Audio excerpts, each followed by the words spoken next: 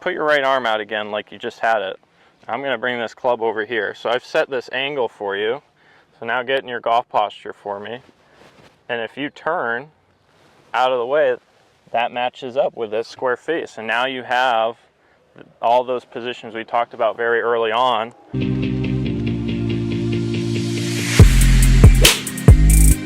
All right, Milo, so you see these guys on TV, right?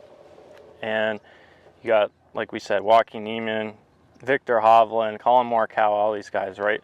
And they're creating this rotational golf swing. They're coming into the ball and they got this side bend. Their left hip is back out of the way. Their belt line has some inclination to it. Their shoulders have this incline. Side bend, trail arm fold, wrist extension. Their head is down. They've lowered. A lot of terms, right? But are we able to achieve that at an older age? That's the question. Not to those extremes, but yes. Okay. You know, I coach players that are definitely up there in years, and I see it every day. Good movement patterns from the older players. So what are the keys? All right. Well, number one, it's learning how to sequence motion. Because oftentimes as we age, what happens is we get very dependent on our hands and arms. And so you start seeing players swing the club back with their hands and arms. They don't wind their bodies up, and then they're dependent from there. Swing their hands and arms down. So they wind up looking like this at contact. Yeah. And then they want to not look like that anymore. Well, the key is getting them to wind up the system correctly and unwind it in the right order without their bodies wanting to move up into the way. Because if your body moves into the way, then you got new problems that you have to overcome. So what that looks like, well, as I'm winding the golf club up, my backswing, or I like to call it a wind up, is not created by my hands and arms. It's created from the middle out to my hands and arms. And there's also a little bit of flow of pressure. So the pressure goes to my right foot, and then I wind myself up. If I do that, now I'm setting up for a good downswing. So. All right, so making this turn, winding up the system, you know, these are all things that, you know, when we're young and we're limber, we can make these big old turns, these big old wind-ups, and we're flexible, right? Well, it's a little harder for an older person, right? Yes. But that being said, they can still make a body-driven swing. Are those motions going to be shortened a little bit? Yeah, it might be a shorter motion, but you know, I like to go through and look at some of the great players in history. You know, you can pull up some Lee Trevino swings. The man's in his 80s. He's pretty good. Still moves pretty stinking good. I guarantee you, you watch him walk along. Yeah. You know, it doesn't look like he's going to move like that. Oh, well, how about Gary Player? He's up in his mid-80s. Mid-80s, and he's hitting his driver still out there like, what, 220 carry, 230 carry. Now, we're not all in the kind of physical shape of Gary Player, but most everybody is going to be somewhat similar to Lee Trevino. You know? And what's funny is I saw a video of him really working on lengthening out his backswing, right? So he's doing some exercises. He's dropping this right foot back with driver. That's something we're going to talk about. But, you know, little things you guys can do is even just before we get into some setup stuff and in-swing stuff, is just doing some little exercises, warming up before your round. You know, grabbing a club by both ends here and just making a good turn and turn, feeling that pressure shift. You know, so you're keeping your arms out wide, right? So you're really activating the system, right? The body. Exactly, getting your body moving, because it's not, most likely. So let's get it moving. Okay, so we're starting to get this more body-driven action, right? We're sequencing a little better, we're turning a little better. So what's another component that we need for a more dynamic, powerful rotational golf swing? Well, the flow. Okay. So, or sequence. So as we have to understand how to shift pressure. So pressure goes forward, backward, and back forward while we're still making our backswing. Okay. Oftentimes I see players go, I'm really stuck over there. Yeah. It's very difficult to make my body rotate because I'm going to have to shift back to the front foot while the club's coming down. It's too late. I've got to get that to work in that manner where I'm still winding up when I'm landing back on my forward foot, now I can use this front side to turn myself through. So that's, I would say that that flow of pressure is probably the next big key. Well, and I think something that I see a lot in older golfers is they, for some reason, over time, they've developed this feeling of needing to sort of stay planted on their left side, right? So their foot stays flat on the ground, their left heel stays flat on the ground, and then their knee actually kind of goes out, right? Yep. So it's short. Not only does it shorten their backswing, but it gets them in a position where they're just not able to really make an athletic move at the ball.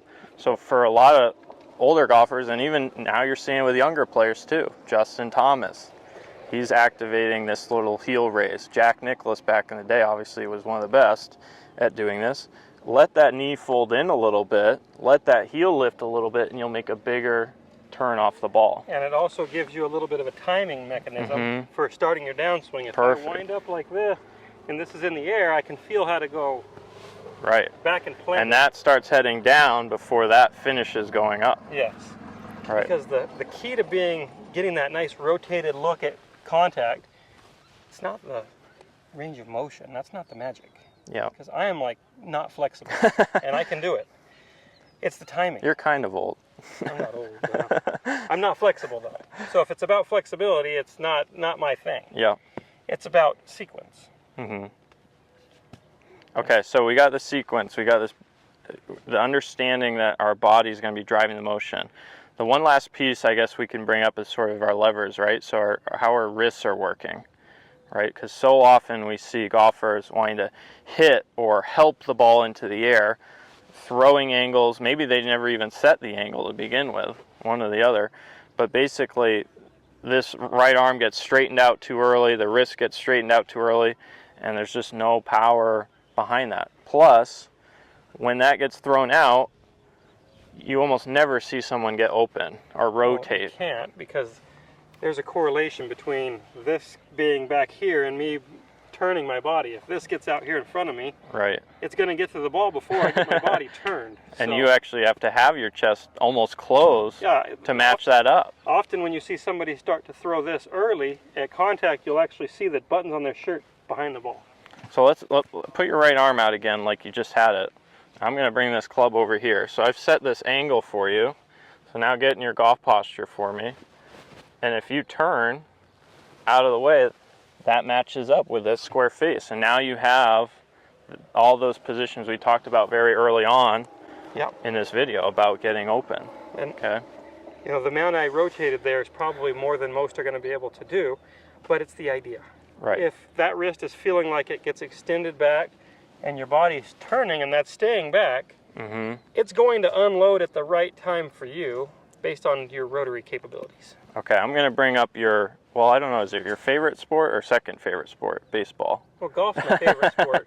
Baseball is my first love. It's the one that I was probably best at. Right, and you talk about this all the time, is that a lot of the movements we see in baseball are very similar, right? And let's take this back to the sequence, the body-driven part here.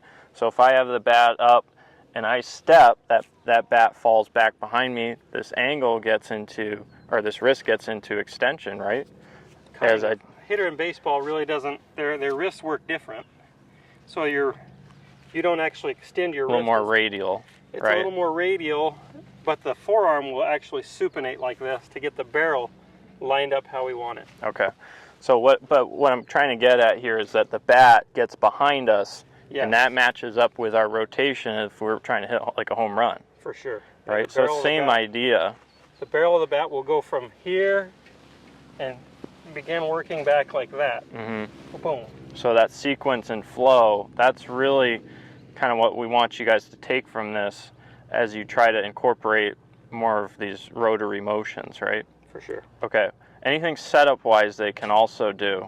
Maybe with driver? For sure. With driver, my number one thing for senior players is getting enough backswing turn. So I have different priorities depending on what club we're hitting. So with driver, we want to move it. We want to hit that ball out there far as we can. We got to get some higher launch because we don't have as much club head speed, right? We need to launch the ball in the air and we need to create as much speed as we can by contact. Well, there's an equation for speed. It's just acceleration times time. So I'm probably not going to teach you to be faster and to accelerate quicker. So what I need to do is give you more time to accelerate. Yeah. And so, but to do that, what we'll do is we'll set up, and we might pull our trail foot back some amount. That gets my hips already preset, slightly closed. I'm going to feel like my chest is square at address, but now I'm going to really feel like I make this great big wind up. And that's going to be awesome for hitting high bomb drivers. Yeah, and coming from the inside, right? Yeah, so coming from the inside. the other thing they can do, I would recommend for senior golfers, is get a little bit higher tee. Tee that thing up. Yeah. We're going to tee it up, we're going to turn back behind it, and we're going to launch that thing. Yeah. Now, as we switch clubs to an iron, my priority, actually short irons, with the longer middle irons, I'd probably say go back to more of a neutral stance. Mm-hmm. But as we get into 8 iron down, Yeah. our trajectory is not going to matter as much. Now it's more about control, right? Yeah. And in order to control the ball, we have to control how much our hands are flipping over through the golf ball. Mm-hmm. And the timing of when these wrist angles are unloading. Mm-hmm. So I like to do the exact opposite with my short irons for senior players and get the front leg a little out of the way, which basically clears this hip out to start, and it allows me to have more rotation on the front side of the golf swing. Yeah. So kind of like a Lee Trevino move, really. Yeah, so you're kind of copying two great players. Sam Snead with your driver, Yeah. Lee Trevino with your short irons. All right. They're both like the best at what they did, and I would say that would probably be the best combination of setup adjustments for senior players. Awesome. Well, hopefully that gives you guys a few things you can work on if you're trying to, I guess, maximize your senior golf swing. The last little piece I would tell you too is make sure you get your clubs fit. Okay, it's so important for every player, for that matter. But for you guys at home, that maybe your club speed isn't quite as much as it used to be. Getting something in your bag like a 7 wood or a 9 wood or a driver with maybe 12 degrees aloft or something like that, so you can get that ball launching, getting down the fairway, right? I see it every day. I get some 70-year-old Yeah. player shows up and he's got a 3 and a 4 iron in his bag, and I'm like, "You hit those?" And he says they're my favorite clubs. I'm like, how do you stop that Yeah. club? Well, so we both work. Well, she's also my girlfriend, but Dana Finkelstein on the LPGA Tour, and you've coached her now for what, a couple years now? 2 years, yep. And we've made some dramatic changes in her bag. We've added a 7 wood, a 9 wood. We've added a 7 hybrid, a 6 hybrid. So her ball is now coming in on a higher land angle. It's got more spin, so you can control it on firm, fast greens, which, by the way, seems to be the norm out here on golf courses, is getting these greens faster and firmer. So for you guys at home, get your clubs fit, get the right shaft, get the right loft, get that ball up in the air, and you're going to shoot lower scores too. For sure.